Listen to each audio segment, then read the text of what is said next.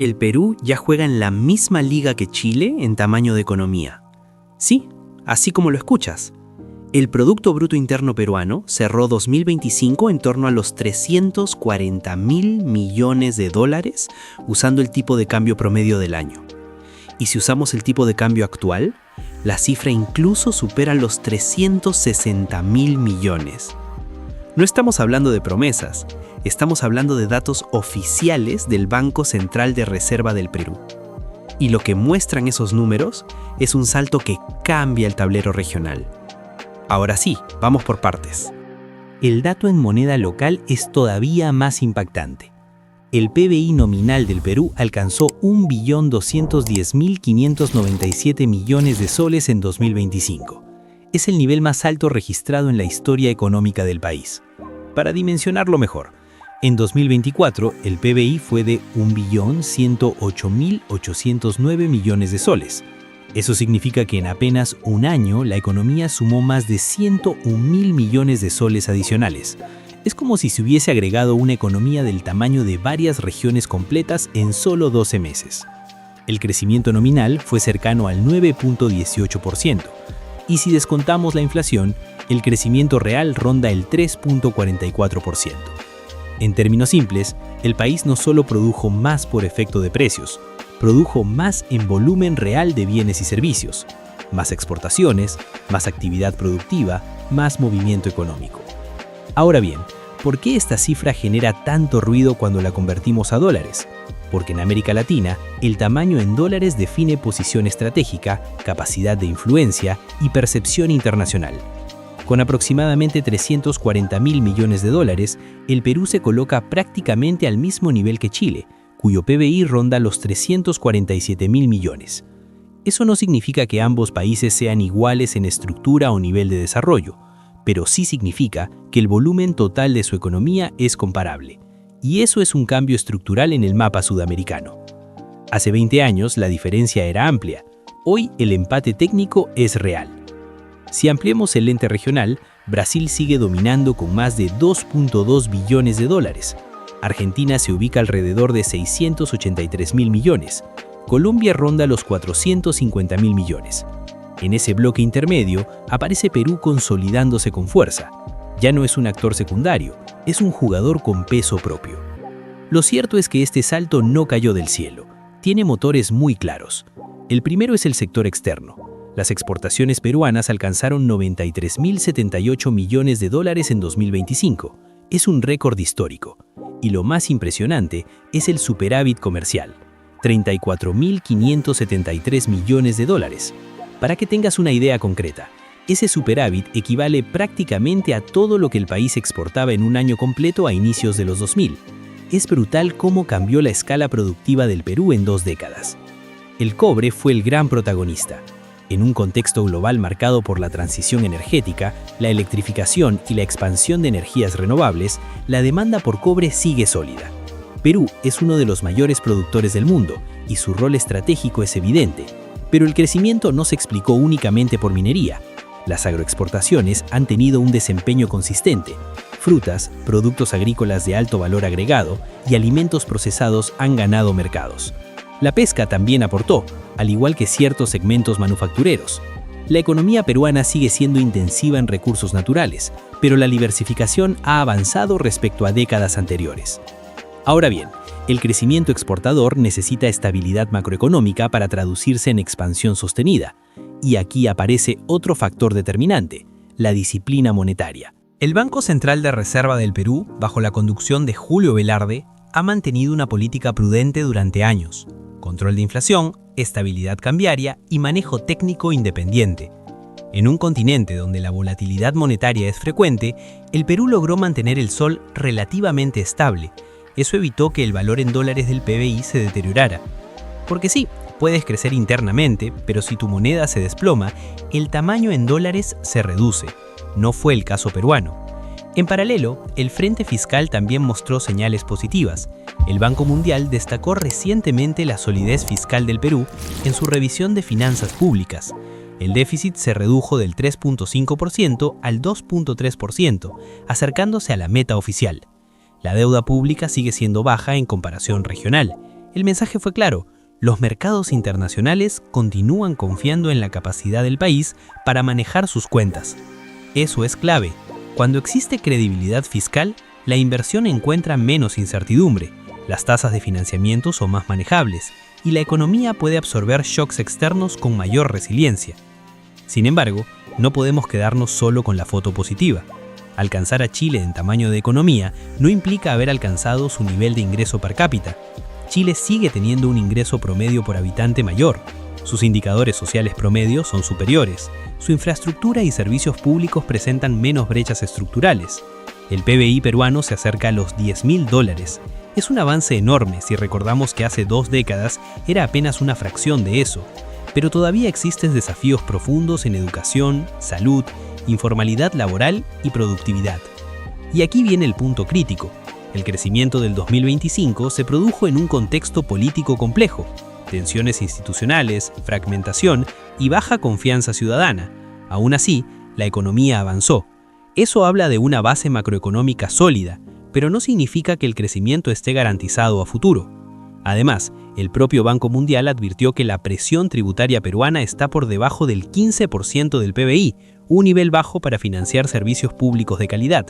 También señaló que el presupuesto sufre demasiadas modificaciones, lo que refleja problemas de gestión.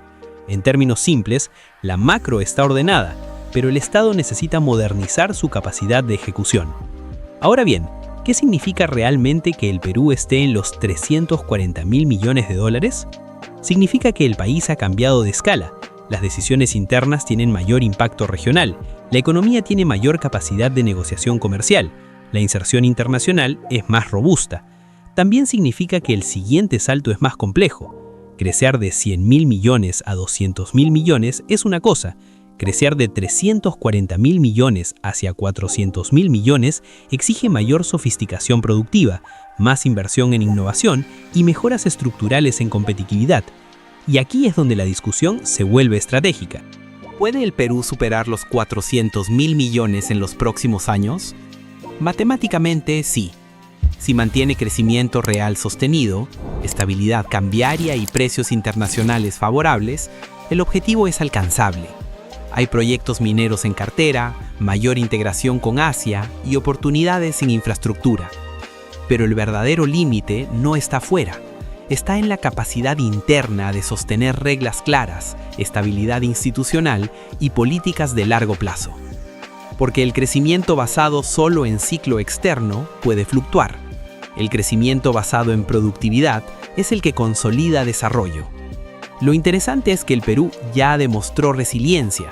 A pesar de crisis políticas recurrentes en los últimos años, la economía no colapsó, siguió exportando, mantuvo estabilidad y consolidó superávit comercial.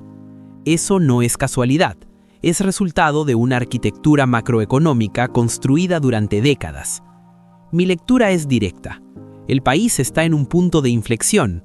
Alcanzar a Chile en tamaño es un símbolo potente, pero no es el final del camino. Es una señal de que la base existe.